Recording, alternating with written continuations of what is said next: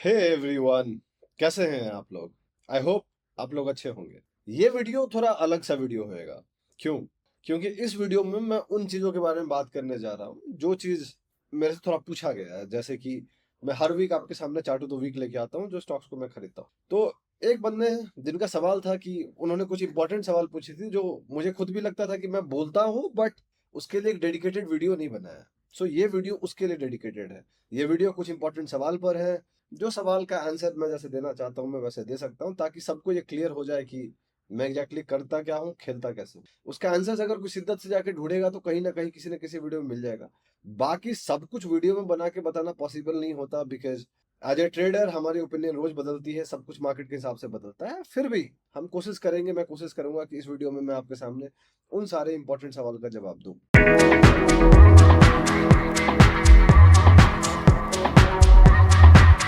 अगर आप वो हैं जो मेरे कोई भी स्टॉक आइडियाज को देख के सीखते हैं या एनालिसिस करके देख के सीखते हैं, क्योंकि मैं कोई टीपीआर रिकमेंडेशन नहीं देता, मैं बस वही आपके सामने शेयर करता हूं जो मैं खुद खरीद रहा होता हूं, राइट। इसीलिए अगर आप वो हैं तो आपको ये वीडियो देखना चाहिए, आपको सीखने को मिलेगा। चलिए स्टार्ट करते हैं वीडियो।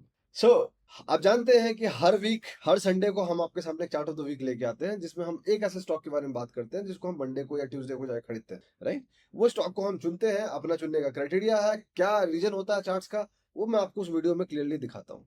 लोग कह रहे हैं कि भाई आप सब कुछ बता दो। दोस्त सब कुछ बताना अभी पॉसिबल नहीं है, राइट।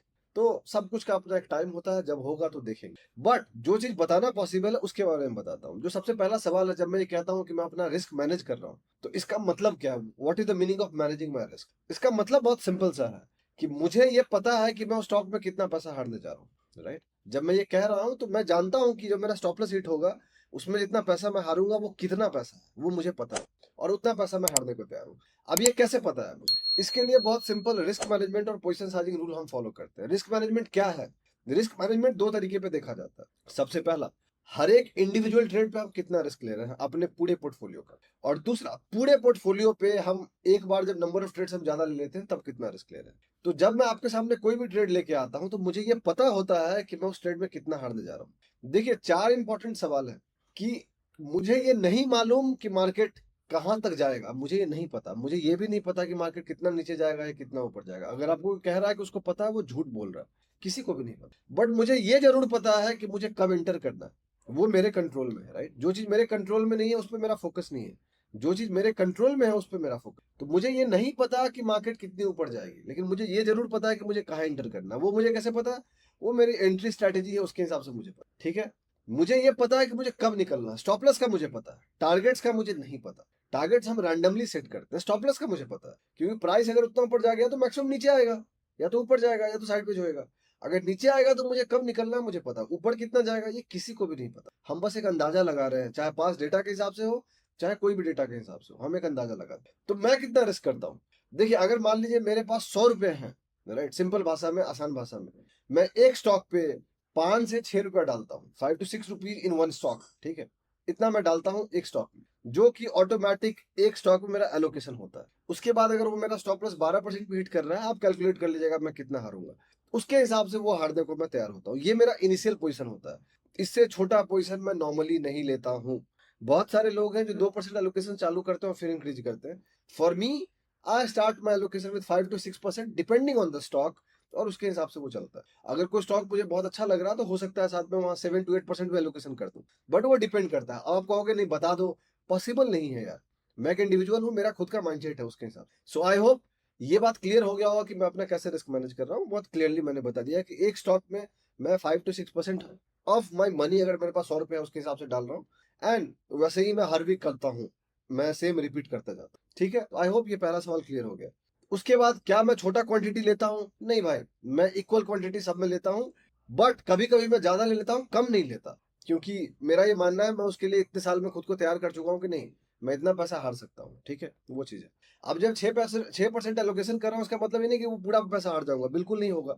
स्टॉप लॉस तो मेरा उस 6% के एलोकेशन पे 12% नीचे आएगा या 13% नीचे आएगा, राइट। तो उसका मतलब है। अब आता है कि मेरी माइंडसेट क्या है ट्रेड इंटर करने से पहले। दोस्त देखो, हर एक ट्रेड एंटर करने से पहले माइंडसेट अलग अलग होती है। उस दो तीन चीजों पे माइंडसेट इंपैक्ट करता है। मार्केट कंडीशन कैसा है, मार्केट कंडीशन अगर बहुत बुलिश है तो फिर माइंडसेट बहुत आसान रहता है कि ठीक है चलेगा, वो वाली बात है। लेकिन जब मार्केट बहुत डिफिकल्ट हो जाती है तो मार्केट माइंडसेट सब में चेंज होता है, बिकॉज हमें पता होता है कि बहुत रेयर चांसेस स्टॉक्स के ऊपर जाने के। बट साइकोलॉजी को इंप्रूव करके हम खुद को इस पॉइंट पे ले आए हैं जहां पे मैं तैयार हूं पहले से कि मैं हर दूसरा स्टॉक गलत करूंगा।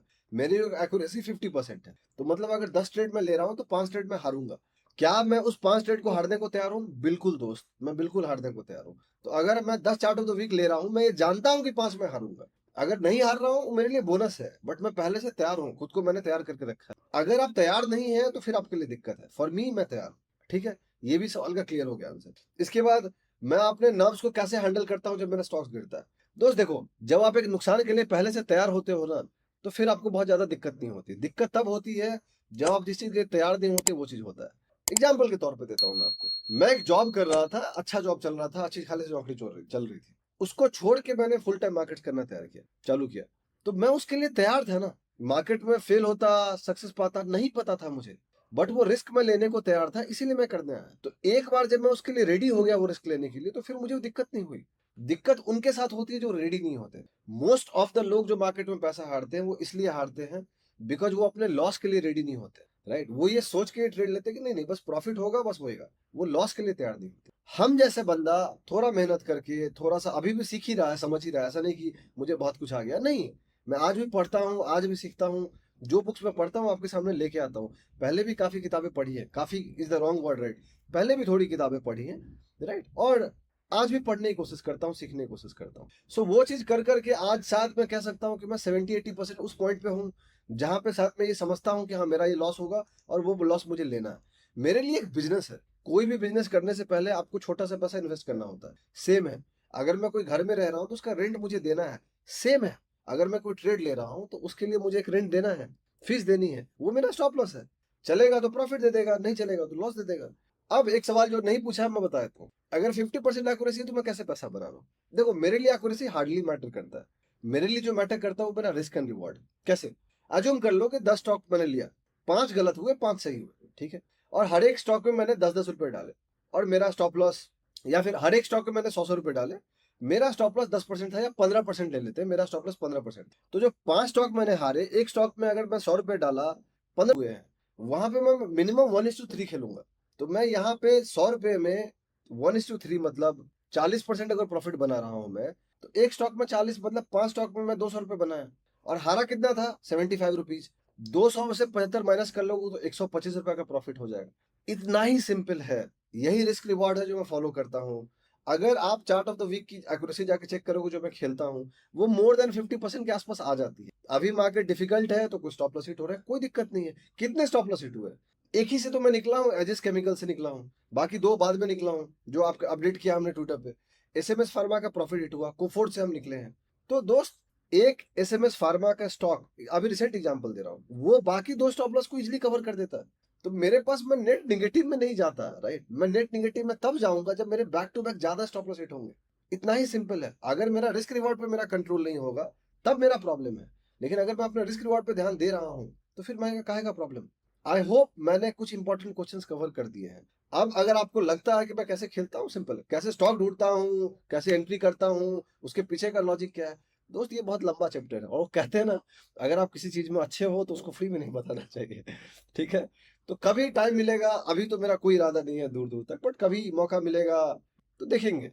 ठीक है, आई होप ये वीडियो आपको अच्छा लगा होगा। बहुत जल्दी मैं आपसे अगले वीडियो मुलाकात करूंगा, तब तक के लिए अपना ध्यान रखें। चीयर्स।